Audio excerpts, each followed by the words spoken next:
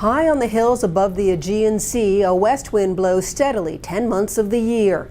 It turns these giant turbines and sends power through this substation to Turkey's national electricity grid. The 12 windmills here produce energy for 250,000 households a year.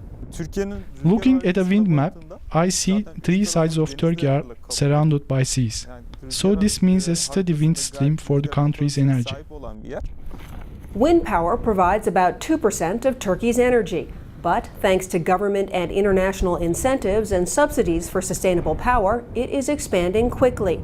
Turkey produces relatively few fossil fuels. It relies heavily on imported natural gas.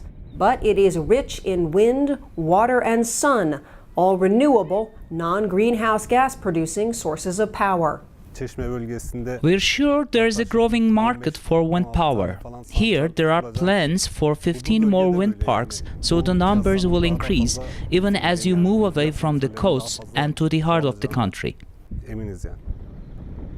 These 85-meter, 350-ton turbines cost about $1.3 million each. But with support from the World Bank and the Clean Technology Fund, Turkey is building its sustainable energy production and energy efficiency.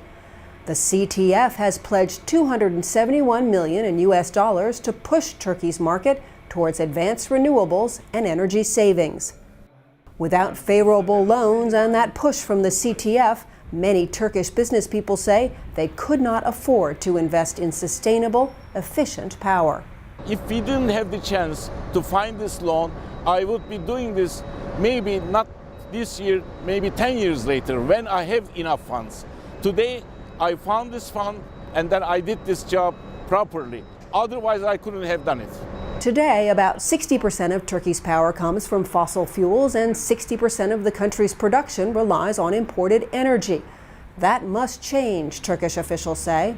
The answer to Turkey's growing energy and power needs lies not only in increasing the capacity, but also in more efficient use of energy. There is substantial room for energy efficiency investments.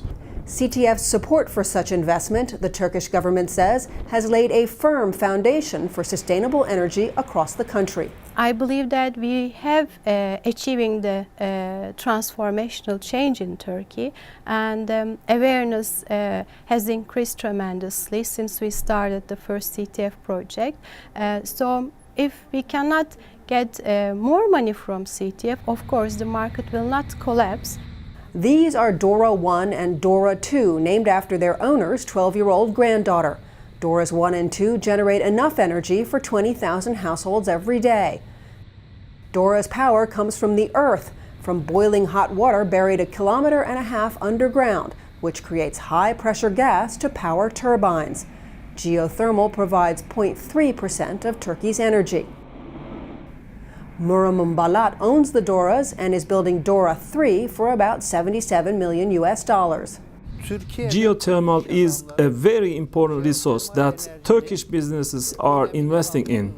It is important because geothermal will help Turkey be less reliant on foreign energy.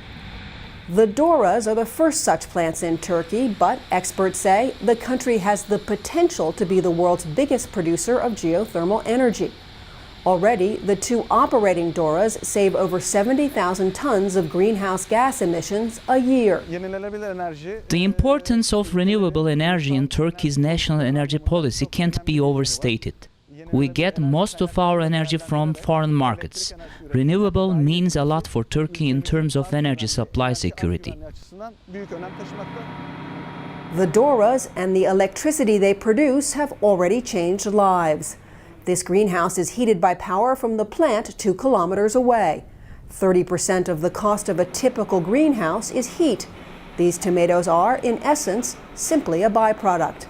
But for the 40 or so local women who work here, they are status, spending money, and freedom. I'm very happy that the greenhouse opened. I started working here and I'm extremely happy. My life has changed 100%. I can buy what I want, and when I want it, I run to work.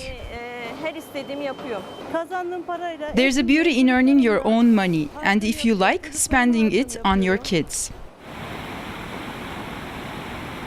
The Sakarya River looms large in the Turkish national psyche. It is the site of a key battle for independence 90 years ago. Now it is an important power source, argues this dam's owner.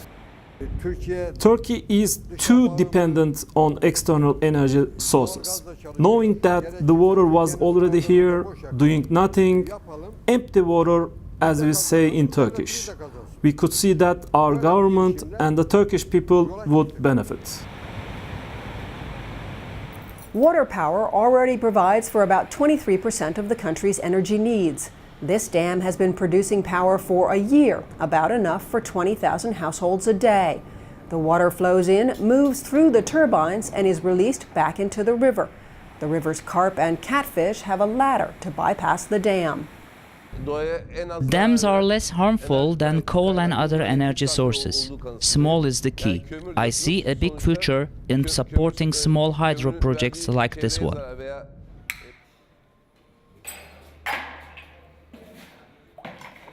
In this small country coffee shop just down the road from the dam, the TV draws customers and electricity puts hot water in the tea. Electricity is everything. It's technology. Without it, life stops. You can't run the washing, watch the TV, you can't clean, you are nothing. Rising incomes and living standards means the demand for energy and electricity in Turkey is growing at about 6 to 7% a year and has been for the last 20 years. Predictions are that future demand will continue at those levels. The bottom line is for Turkey to produce more goods with less energy, so it can become a global player. Turkey's ambition is to become a leading global economy, and so energy use has to be a priority. To cut demand, Turkey has pushed hard on energy efficiency in the last 5 years, using a massive public awareness campaign, incentives to Turkish companies to use less power, and regulations to enforce efficiency. And that push is beginning to work. When Fatosh Ocak and her family bought a new refrigerator, they spent a little more for one with an A+ energy rating. This is the fridge we bought last year, and it is energy efficient, and it is paying us back on our lower energy bills.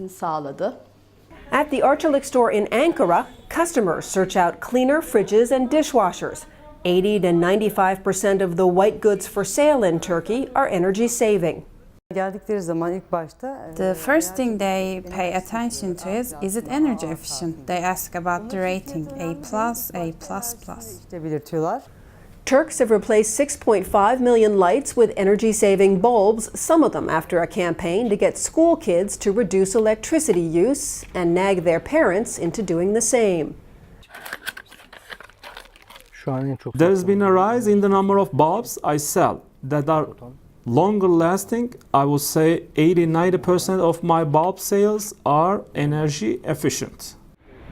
In Heraki, outside Istanbul, the new cement plant puts a similar emphasis on efficiency. This plant is the single biggest producer of cement in Europe, making 5.6 tons of it a year. Plant managers here use household sludge or waste from nearby cities and towns as part of their fuel supply. These giant recovery systems capture excess heat so it can be reused elsewhere. The plant's managers say the use of sludge and energy recapture means they use about 5% less coal a year, about 30,000 tons less. And the whole process starts with the sludge, which no one wants. We tried to be environmentally friendly company. That is the main project actually. Otherwise, they used to be discharged to the sea or to the ground, and that was a waste. But now we dry it, we burn it, we destroy the material. The energy efficiency components of this plant were built with the help of a $22 million loan and with support from the CTF. Without that assistance, this clean technology would not be in place here. By 2030, Turkish energy experts say the country will need an additional $130 billion worth of energy investments to simply keep up with demand. But in the last 10 years, renewable power and improved efficiency have saved the economy the equivalent of 25 million tons of oil.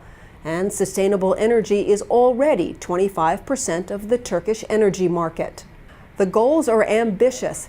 By 2023, the 100th anniversary of the Republic, Turkey plans to be 20% more energy efficient and make renewables satisfy 30% of its energy needs.